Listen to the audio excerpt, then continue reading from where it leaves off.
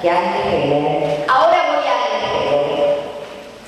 Y hoy no les voy a pedir ficha. Ay, no, pero si estuve presente. Bueno, no importa, te voy a poner presente a todos. Que hoy hago demagogia.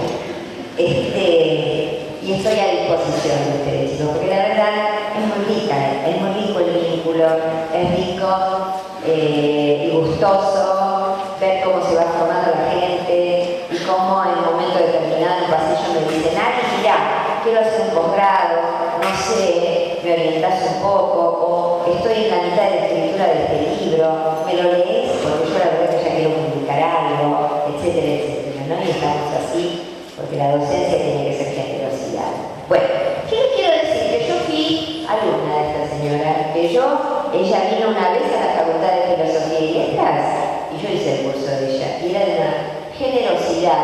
una generosidad increíble, una generosidad fantástica, y una capacidad de discusión enorme. Como ella fue marxista, ¿se acuerdan? Heller, húngara, fue marxista, y luego hizo una suerte de reivindicación, de crítica hacia el marxismo ortodoxo.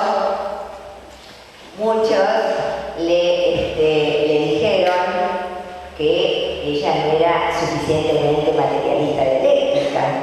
Y no les digo cuando vino acá a Buenos Aires a dar un curso muy interesante hace unos años a la combativa Facultad de Filosofía y Letras, tan combativa como la de Sociales. Y entonces todos los chicos decían, pero usted no es más marxista. Entonces ella decía, no, lo que pasa es que yo leo Marx, leo mucho Marx, y cuestiono, me pregunto, reflexiono, no lo repito dogmáticamente. Y sí soy materialista dialéctica, pero me parece que hay algunas cuestiones que hizo el marxismo soviético que son tremendas. Entre ellos, un eje de autoritarismo muy fuerte que ella cuestionó. Bien. Entonces, estábamos el otro día, ¿se acuerdan?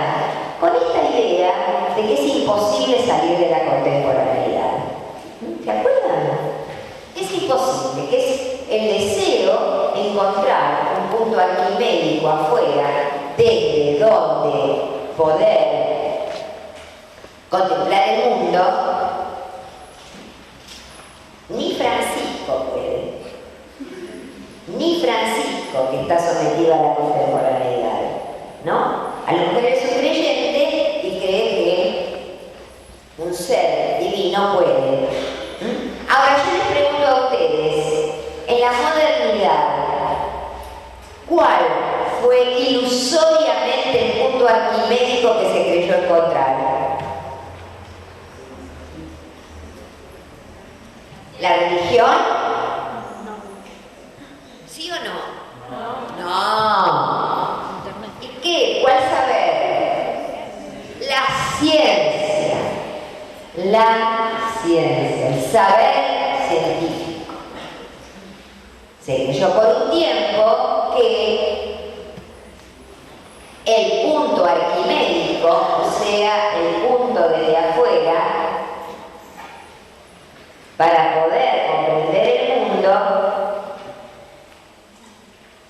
eran las ciencias.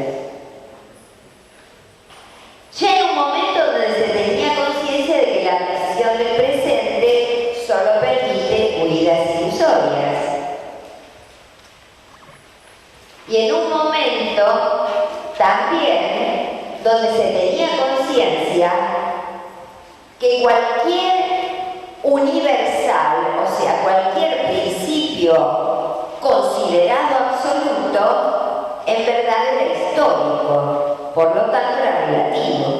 Cuando decimos que algo es histórico, es que está sometido a cambios, está sometido al devenir, está sometido a aquello que se llama la caducidad, está sometido a aquello que se llama la caducidad. Y acá yo les había preguntado cuál sería el universal entonces que construiría la modernidad, ¿no? Es decir, la modernidad se da cuenta que necesita universales, pero que al mismo tiempo estos universales pueden ser eternos, están sometidos a la historicidad. Y ese es el núcleo paradojal de la modernidad. Hay un núcleo paradojal de la modernidad. Necesito absolutos universales, no absolutos, universales en los que basarme, y sin embargo esos universales sé que son históricos, por lo tanto no se satisfacen por completo nunca. No se satisfacen. Bien, pero siendo históricos, de todas maneras, es importante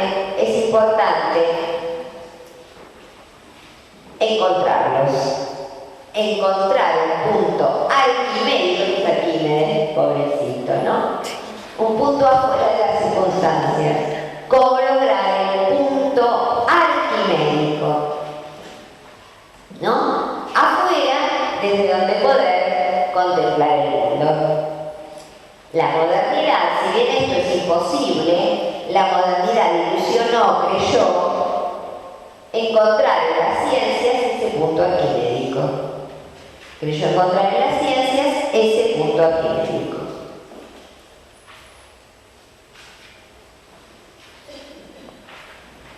Y a Heller, yo les decía el otro día, empieza a desarrollar su tema acerca de las ciencias, acerca de ese punto arquimédico. E inicia una suerte de clasificación. Se refiere, por lo menos, a dos tipos de ciencias. Las nomotéticas o explicativas y las hermenéuticas o interpretativas.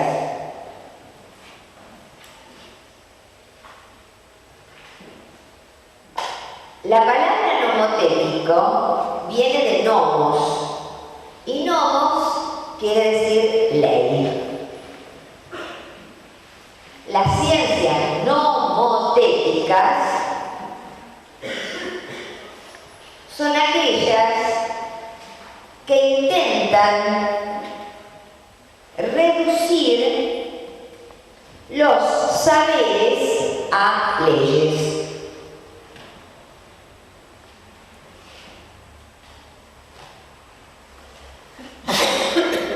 Y a veces esa división entre nomotéticas y hermenéuticas no corresponde exactamente a ciencias exactas y ciencias sociales, porque muchas veces a las ciencias sociales se intentó aplicar el esquema nomotético. Muchas veces a las ciencias sociales se les intentó aplicar el esquema que dice que son saberes que tienen que ser llevados a ley. Y en ese sentido se habló, por ejemplo, de las constantes en la historia, ¿no? Ese imaginario de que hay en distintos momentos históricos procesos que se reiteran. En verdad no es así. En verdad se trató de aplicar lo nomotético a las ciencias sociales, pero, como dice Agnes Heller, las ciencias sociales tienen otras características. Las ciencias sociales son por excelencia interpretativas. Las ciencias sociales son interpretativas.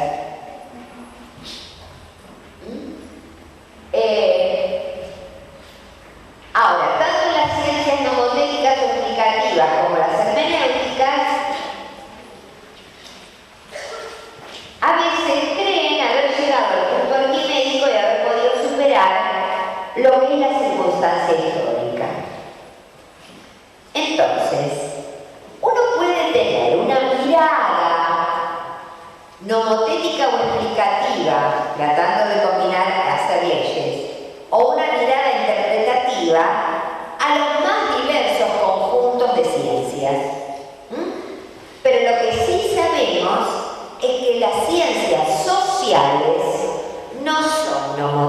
matemáticas.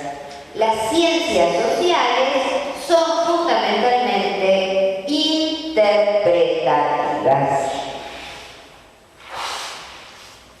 Anne Heller hace un parangón, una comparación entre las ciencias exactas y las ciencias sociales.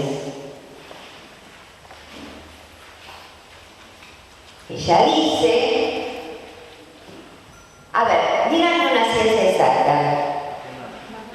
¿Cuál? Física, matemática, bioquímica, ¿no es cierto? Bueno, ¿cómo? Esas ciencias, las de la Facultad de Ciencias Exactas. Bien. Cuando se hace un descubrimiento y se sigue investigando, el descubrimiento siguiente suele ser la continuidad y profundización del descubrimiento anterior. Las ciencias exactas trabajan con una metodología de procesos de inducción, esto es, toman casos particulares y tratan de generalizar y hacer una ley. Si probé esta bacteria afecta acá, afecta allá, bueno, puedo crear el antídoto haciendo toda una serie de experiencias particulares para poder llegar a la ley. Anne Heller dice que las ciencias exactas son acumulativas. Dicen en la traducción se dice cumulativa, pero es una traducción peor, chicos, ¿qué vamos a hacer? Pero no digan cumulativas como una traducción, acumulativas, ¿no? Son acumulativas. Logran un conocimiento cierto.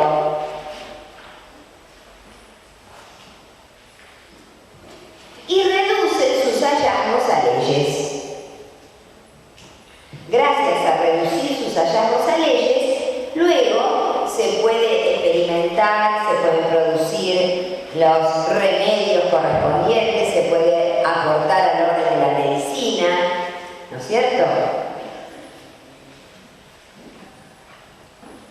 Entonces, las ciencias exactas son acumulativas, logran conocimiento cierto, reducen sus hallazgos a leyes. En cambio, las ciencias sociales no son acumulativas. No son acumulativas. No es que Marx pensó una cosa y después otro siguió y después otro continuó por esa línea. Puede continuar o no continuar. Al contrario, un pensador de ciencias sociales reflexiona acerca de algo y las ciencias sociales se enriquecen no necesariamente por la continuidad, sino por la discusión. Otro, y en un hallazgo le refuta esas reflexiones del anterior y así se enriquece el campo de las ciencias sociales. Por lo tanto, no son acumulativas. Salvo en algunas excepciones, donde se fijan algunas líneas de pensamiento, pero en general los pensadores discuten entre sí. Presuponen incertidumbre. No necesariamente llegan a un conocimiento cierto, a lo mejor llegan a una duda. Y es muy importante porque abren cuestiones. No es posible reducirlas a leyes. Los intentos de convertir a las ciencias sociales en nomotéticas, o sea, reducirlas a leyes, fueron intentos engañosos, fueron intentos que se frustraron. Las ciencias sociales no pueden ser reducidas a leyes. No existe ley de la historia, no existe ley de la sociología. Los humanos estamos en devenir, cambiamos.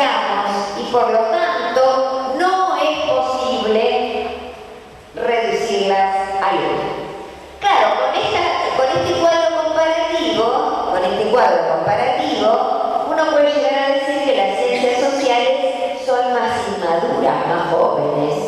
Cada uno piensa la suya. ¿Cómo es esto? No. Agnes Heller dice que no tiene sentido hacer este tipo de comparaciones. Que no tiene sentido hacer este tipo de comparaciones. Les puse un gran cartel grande, de modo tal que en esta pregnancia de poca palabra mía y cartel le llegue, ¿no? No tiene sentido comparar las ciencias sociales con las otras. Mejor es buscar su especificidad. Proporcionan las ciencias sociales un verdadero autoconocimiento de la sociedad moderna y crean significado. Las ciencias sociales crean significado o crean significados nuevos y colaboran para nuestro autoconocimiento. Por favor, nada que ver con un libro de autoayuda y esas cosas, ¿eh? Cuando decimos autoconocimiento como sociedad, nos referimos al autoconocimiento de una sociedad en torno a sus posibilidades y limitaciones.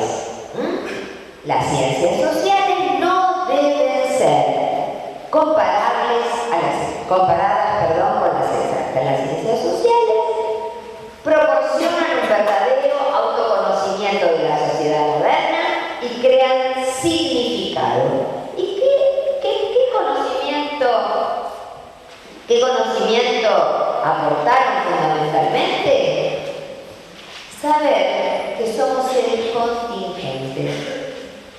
Saber que estamos reducidos a la caducidad y a la muerte. Saber que las sociedades son en devenir y saber que los universales son históricos. Ahora bien, ese saber entonces quiere decir que no es posible un conocimiento verdadero. Eso quiere decir que entonces cada uno tiene su verdad, como dirían los representantes de la corriente que se llama relativismo absoluto. Pues no. Agnes Heller es contraria al relativismo absoluto. El hecho de que las ciencias sociales no tengan las características de las ciencias exactas no quiere decir para nada, que no puedan brindar conocimiento verdadero. O dicho en términos positivos, las ciencias sociales pueden construir conocimiento verdadero.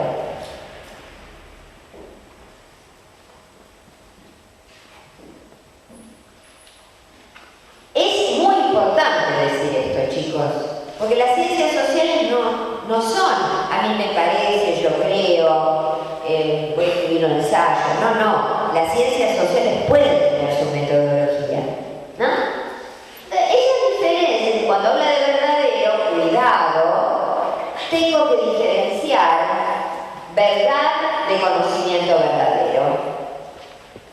Ella dice que la verdad, el estudio de la verdad, no necesariamente tiene que ser de las ciencias sociales.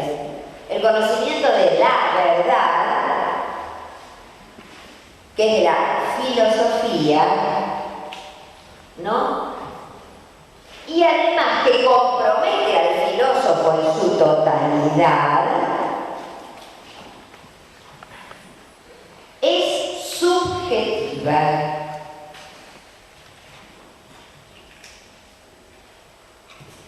Relaciona el concepto de verdad con la idea griega, y ahí tiene la palabrita, no sé si la ven, de verdad como aletheia. Aletheia quiere decir desolvido. Let, la raíz let, quiere decir olvidar. Esa raíz let también está en el nombre de un río que se llamaba Leteo, ¿no? Que estaba en el infierno y que la gente tenía que olvidarse todas las porquerías que había hecho. Bien.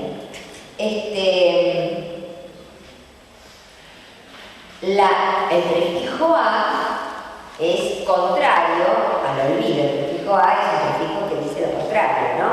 Entonces, aletheia es algo así como desolvidar, desocultar. En filosofía, la verdad actúa como desocultamiento, casi como revelación. Andrés Heller dice que las ciencias sociales no hace falta que tengan tal pretensión de verdad, sino más bien la posibilidad de llegar al conocimiento verdadero de algo. Entonces, diferencia verdad de conocimiento verdadero. ¿Cuál es la norma por excelencia del conocimiento verdadero? ¿Cuál es la norma más importante para arribar al conocimiento verdadero en ciencias sociales? Es la verosimilitud. Esto se los estoy diciendo un poco rápido, como yo les dije que hoy voy a ser un poco rápida, pero lean en el texto y van a ver la importancia que Andrés Heller le da al principio de verosimilitud, ¿no? Según Heller, hay que diferenciar lo verosímil de lo plausible. Y esto es muy importante, ¿eh?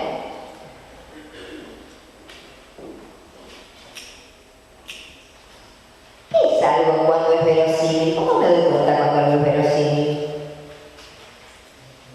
Yo les digo, chicos, miren, estos anteojos no son de vidrio, son de orgánico, miren esos anteojos. ¿Y cómo es para que esto sea verosímil?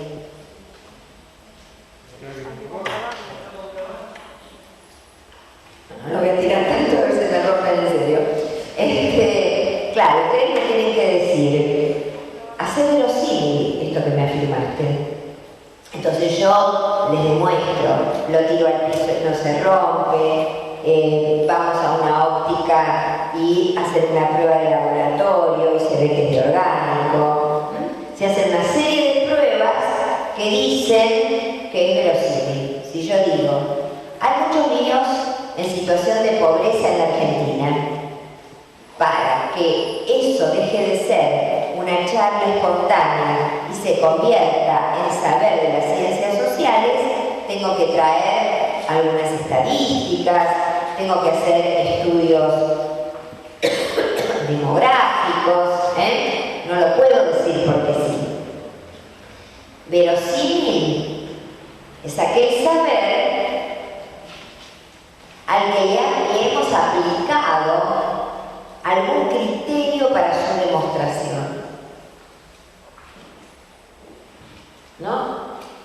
Verosímil es aquel saber al que le hemos aplicado algún criterio para su resolución, para saber que es verosímil, sino no, para su demostración, más que resolución. En cambio,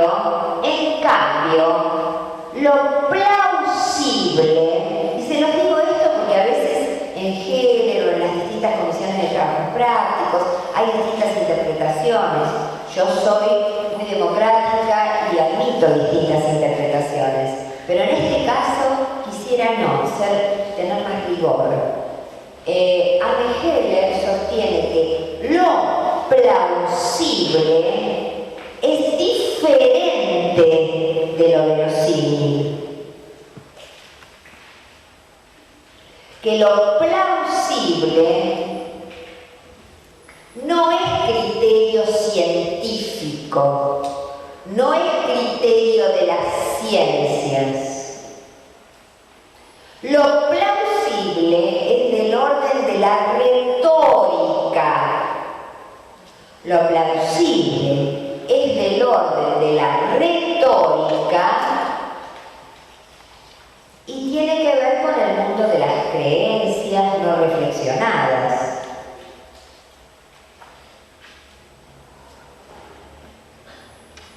Yo les digo, este anteojo es de orgánico, y como lo digo yo por ahí, soy la profe, ustedes me creen. Ese saber es plausible, no es verosímil. En cambio, si ustedes me piden demostración empírica y demostración de otro tipo de naturaleza, ese saber será verosímil. ¿Estamos?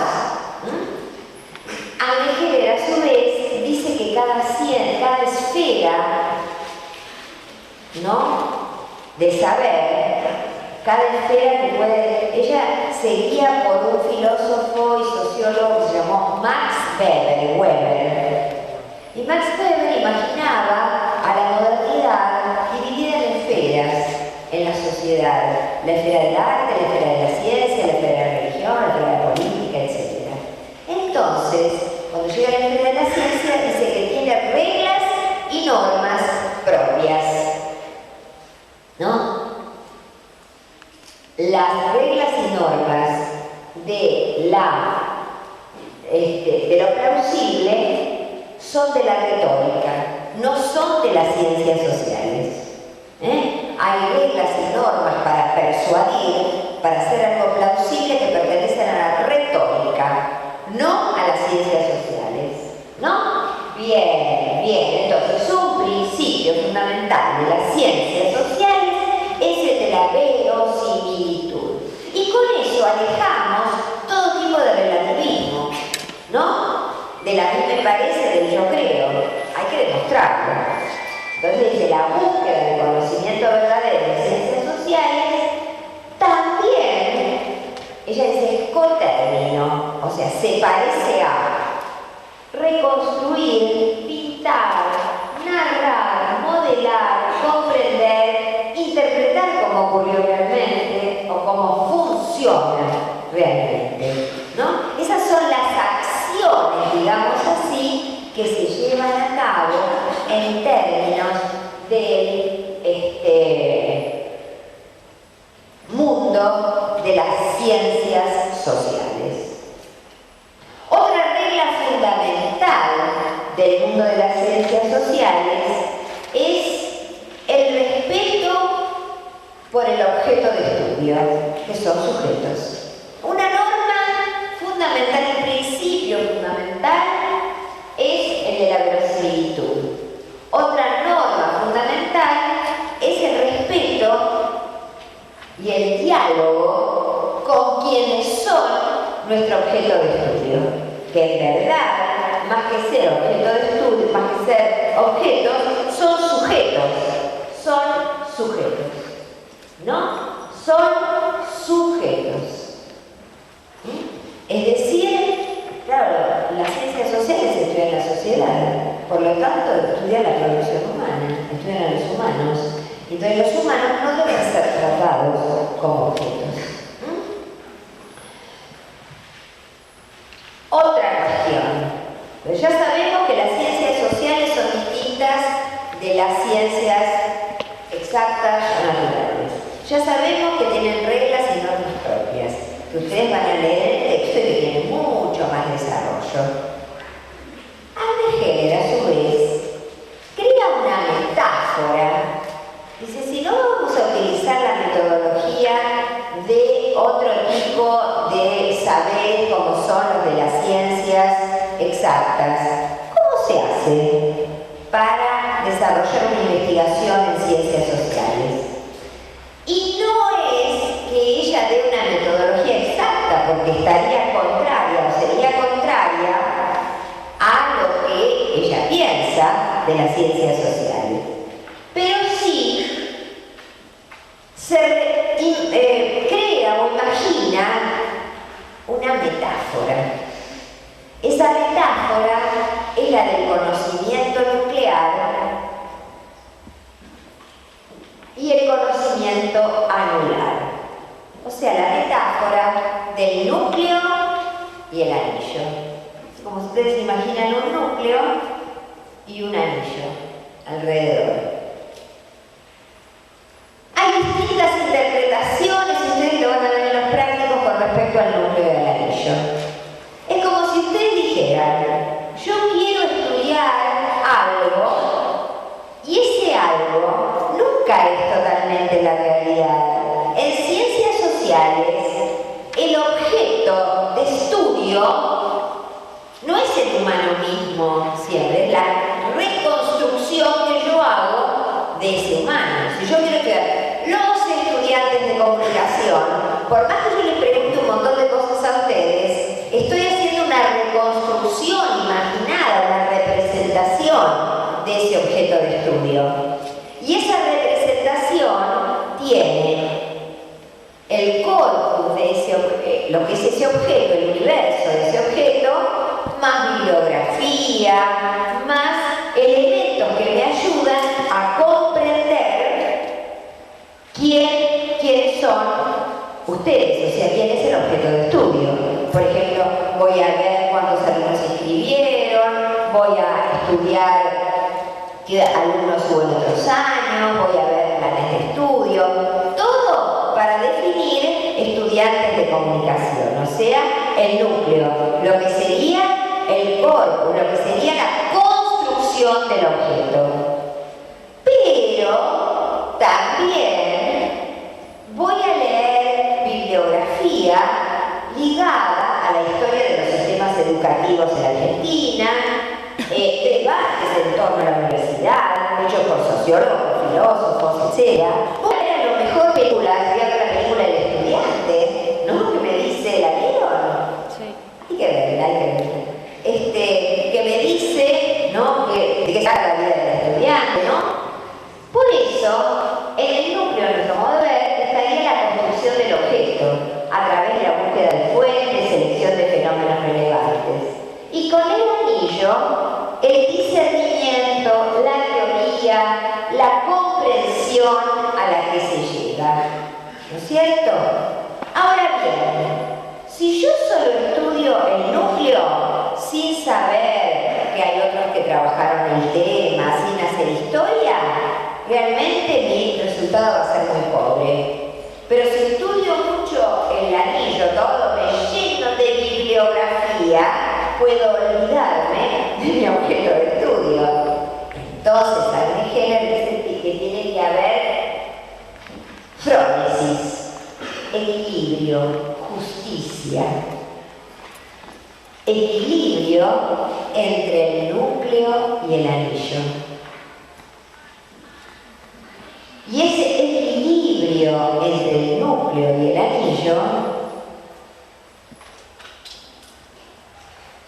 hace a lo que Arne Heller denomina relaciones de identidad y de no identidad. Entonces ahí ya cuando leen ese punto, dice, bueno, ya está, esta señora está completamente loca, yo no entiendo nada.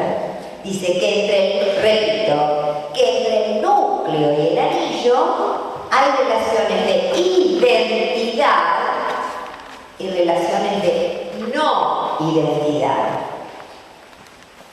Relaciones de identidad quiere decir que entre el núcleo y el anillo debe haber una suerte de correspondencia cognitiva, tiene que haber alguna afinidad, no, la palabra correspondencia no me gusta, alguna afinidad, hablamos de lo mismo, porque si no, no nos vamos a entender.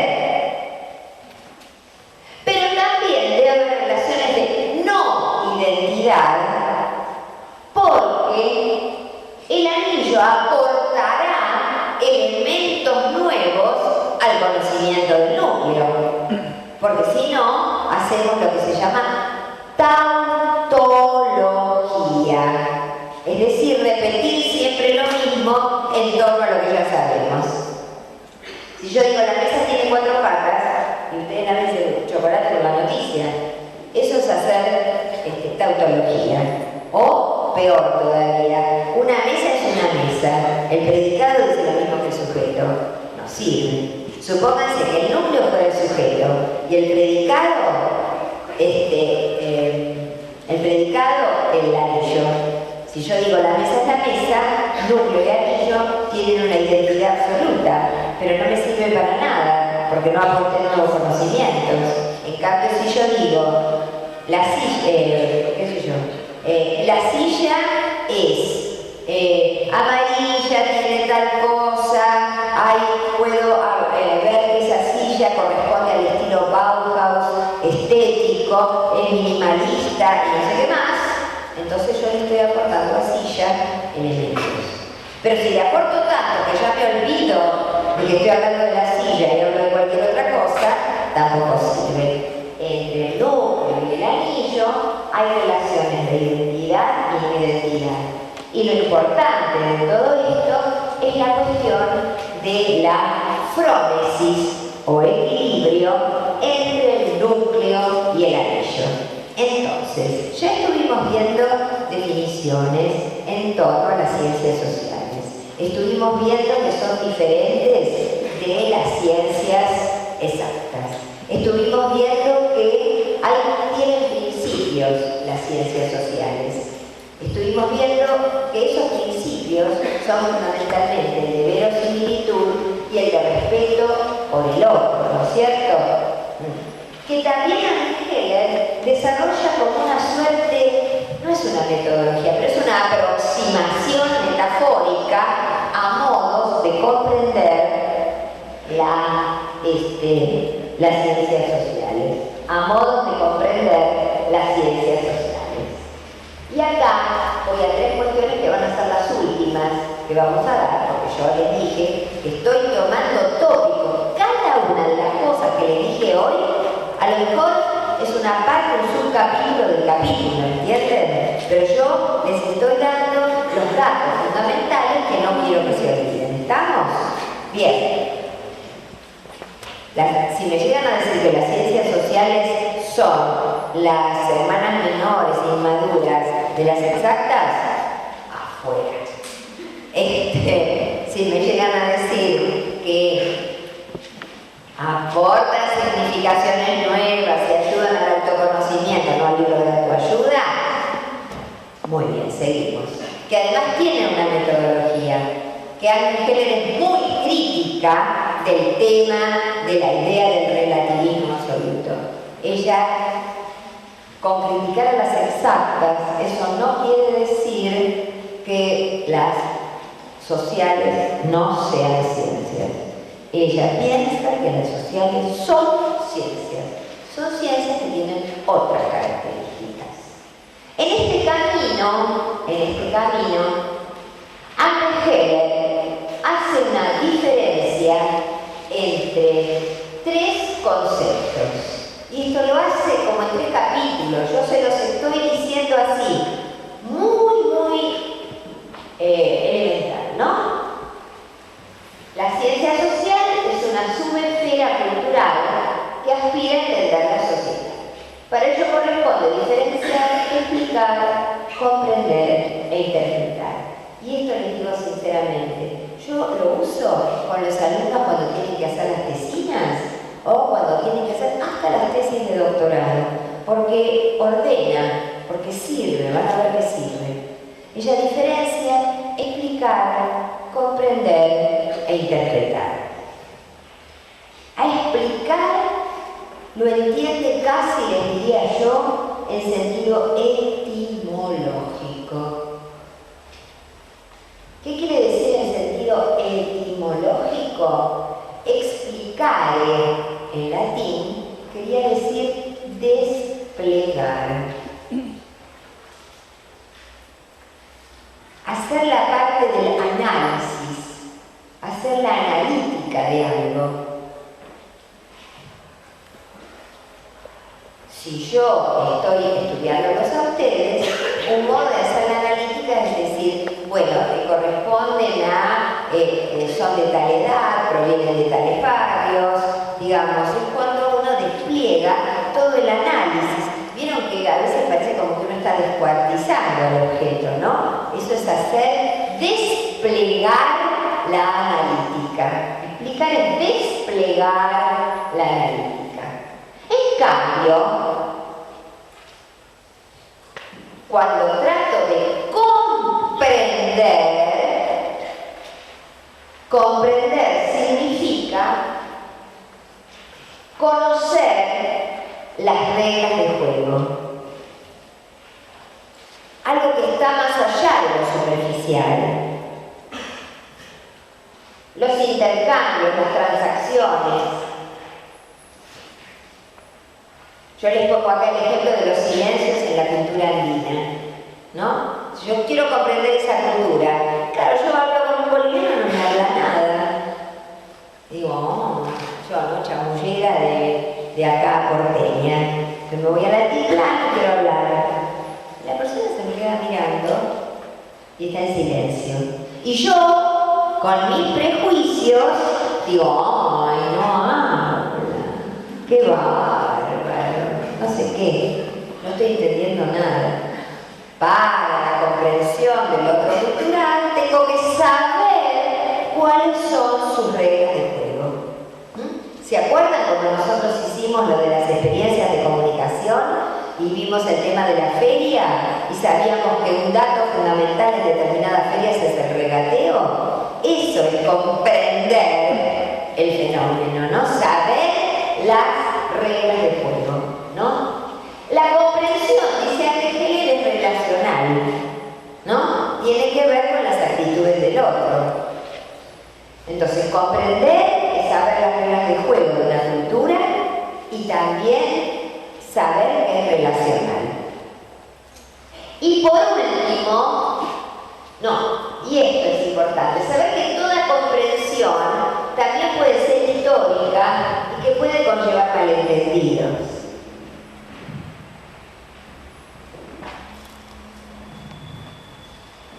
Por último, la interpretación, tenemos que saber que es subjetiva. Es la interpretación que hace el sujeto investigador en torno a un fenómeno. Claro que una cosa es interpretar a partir de la nada y otra cosa es interpretar, luego de hacer la analítica, conocer las reglas del juego y sacar ahí las conclusiones. Entonces, esto, sinceramente, puede ser aplicado a cualquier investigación, así sea una investigación periodística que ustedes hagan. Buscan las fuentes, saber dónde salió la información, etc. Tratan de comprender cómo fue producida, con qué reglas, con qué características, y recién después se hace la interpretación. Recién después se hace la interpretación, ¿no? Ahora, en la cuestión de conocimiento verdadero, Agnes Heller no imagina una linealidad desde el no saber hasta el saber. Agnes Heller imagina otra metáfora, que es la metáfora de la espiral, ¿no?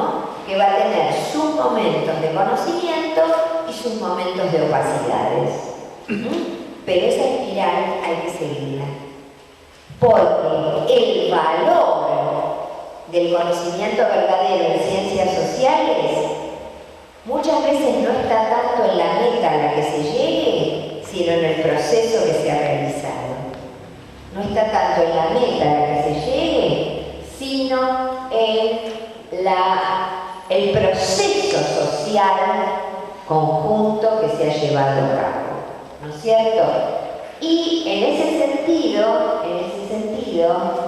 considera que las comunidades científicas, lo que diríamos en el Ministerio de Ciencia y Tecnología, el CONICET y otros CONICET y la Universidad de Buenos Aires en su área de Ciencia y Tecnología, tienen que tener un importante y fuerte compromiso con su comunidad, ¿no? Ella hace una crítica muy grande a los científicos que continúan desarrollando sus investigaciones sin tener en cuenta su compromiso con la sociedad.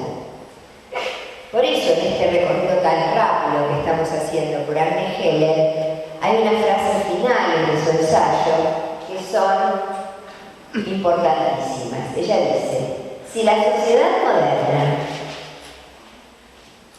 que es una sociedad histórica, ¿no es cierto?, que está en devenir, es nuestra contingencia, o sea, es el lugar y el espacio-tiempo donde vivimos, convirtamos ese espacio-tiempo en destino, no en el tema del destino inexorable, sino que es justamente nuestro destino existencial estar en este aquí y ahora.